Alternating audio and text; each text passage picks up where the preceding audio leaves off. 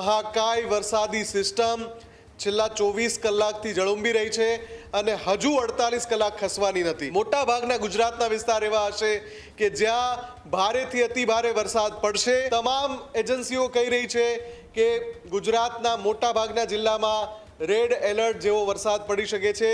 માત્રા મધ્યમથી ભારે અને ઘણા બધા તાલુકા જિલ્લામાં અતિ ભારે વરસાદની હોઈ શકે છે। અમદાવાદ, ગાંધીનગર અને આસપાસના જેટલા પણ તાલુકા છે, આસપાસના તમામ પંથકમાં ભારેથી અતિ ભારે વરસાદ વરસાવી શકે છે।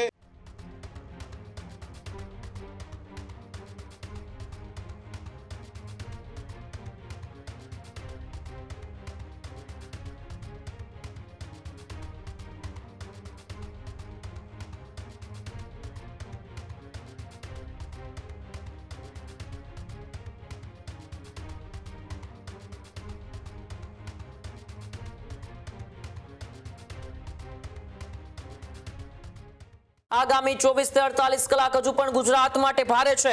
હવામાન વિભાગ સહિત એજન્સીઓનું મોટું એલર્ટ। કેન્દ્રીય હવામાન વિભાગ અને અન્ય વેધર એજન્સીનું એલર્ટ। windy.com સ્કાયમેટ વેધરનું પણ એલર્ટ। તમામ સેટેલાઇટ ઇમેજમાં ગુજરાત પર મહાકાય સિસ્ટમ દેખાય છે। મહાકાય વાદળોએ સમગ્ર ગુજરાતને ઘેર્યું છે। ગુજરાતના તમામ જિલ્લામાં રેડ અને ઓરેન્જ એલર્ટ પણ આપવામાં આવ્યું છે। ત્યારે હવામાન વિભાગના એલર્ટ વચ્ચે સાવચેત રહેવાની પણ અપીલ કરવામાં આવી છે। મોટા ભાગના જિલ્લા અને તાલુકામાં ભારે વરસાદ પડી શકે તેવી સ્થિતિ છે। કેટલાક જિલ્લા તાલુકાઓમાં તો અતિ ભારે વરસાદની પણ સંભાવના છે। ત્યારે હવામાન વિભાગ સહિતની એજન્સીઓનું આ મોટું એલર્ટ છે। કેન્દ્રીય હવામાન વિભાગે જે પ્રકારે એ એલર્ટ આપ્યું છે તે એલર્ટ અત્યારે ગુજરાતની દરેક જિલ્લાઓની અંદર રેડ એલર્ટ અને ઓરેન્જ એલર્ટ છે।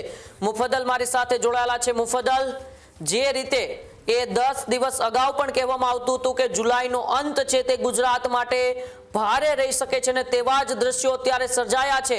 અનેક જે એજન્સીઓ છે તેમનો રિપોર્ટ અત્યારે આવી રહ્યો છે, આગાહી આવી રહી છે। ત્યારે સમગ્ર ગુજરાતને આજે મેઘરાજા ધમરોળે તેવી પૂરેપૂરી એ સ્થિતિ છે। ગુજરાતની ઉપર જે સિસ્ટમ બનેલી છે, સુરેન્દ્રનગરથી લઈને મોરબી, અમદાવાદ, ઉપર ઉત્તર ગુજરાતમાં બનાસકાંઠા, કચ્છનો મોટા ભાગનો વિસ્તાર, ગુજરાતના દક્ષિણ ભાગના જિલ્લા, દક્ષિણ ગુજરાતના કેટલાક જિલ્લા, મધ્ય ગુજરાતના તમામ જિલ્લા અને ઉત્તર ગુજરાતના તમામ જિલ્લા, આ તમામ જેટલા પણ હું નામ બોલ્યો, જેટલા ક્ષેત્રના, એના ઉપર મહાકાય વરસાદી સિસ્ટમ છેલ્લા 24 કલાકથી ઝળુંબી રહી છે અને હજુ 48 કલાક ખસવાની નથી। સૌથી પહેલાં તો યુરોપિયન વેધર એજન્સીએ જે અપડેટ આપ્યું છે અને એક મેપ રિલીઝ કર્યો છે ગુજરાત માટે કે જ્યાં તાંડવ સર્જાય એ પ્રકારની સ્થિતિના સંકેત મળી રહ્યા છે। મોટા ભાગના ગુજરાતના વિસ્તાર એવા હશે કે જ્યાં ભારેથી અતિ ભારે વરસાદ પડશે। સૌરાષ્ટ્રના જે જિલ્લાઓ રાહ જોઈ રહ્યા હતા, જામનગર, દેવભૂમિ દ્વારકા, પોરબંદર, ત્યાં પણ વરસાદ પડવાનો છે આગામી 24 થી 36 કલાકમાં। કચ્છમાં પણ કેન્દ્રીય હવામાન વિભાગે રેડ એલર્ટ આપ્યું છે અને એની સાથે સાથે Skymet weather, windy.com weather and radar.com તમામ એજન્સીઓ કહી રહી છે કે ગુજરાતના મોટા ભાગના જિલ્લામાં રેડ એલર્ટ જેવો વરસાદ પડી શકે છે। માત્રા મધ્યમથી ભારે અને ઘણા બધા તાલુકા જિલ્લામાં અતિ ભારે વરસાદની હોઈ શકે છે। જે અત્યારે સિસ્ટમ છે જે 24 કલાકથી ગુજરાત પર વરસાદ વરસાવી રહી છે, શુક્રવારનો આખો દિવસ, આખી રાત અને શનિવારે મોડી રાત સુધી આ જ સિસ્ટમ અમદાવાદ, ગાંધીનગર અને આસપાસના જેટલા પણ તાલુકા છે, આસપાસના તમામ પંથકમાં ભારેથી અતિ ભારે વરસાદ વરસાવી શકે છે। આ જ સિસ્ટમ ઉત્તર ગુજરાતના બનાસકાંઠા, સાબરકાંઠા, અરવલ્લી, પાટણ તમામ જિલ્લામાં ભારેથી અતિ ભારે વરસાદ વરસાવી શકે છે। કચ્છમાં પણ આ જ સિસ્ટમ ભારેથી અતિ ભારે વરસાદ વરસાવી શકે છે। ભાવનગર, બોટાદ, સુરેન્દ્રનગર અને મોરબીના તમામ જિલ્લામાં ભારેથી અતિ ભારે વરસાદ વરસાવી શકે છે। દક્ષિણ ગુજરાતમાં કદાચ હવે એવું બને કે 7-8 દિવસથી જે મેઘો મંડાયો છે અને ત્યાં તાંડવની સ્થિતિ સર્જી છે, ત્યાં આગામી 24 કલાક પછી આંશિક રાહત જોવા મળી શકે છે।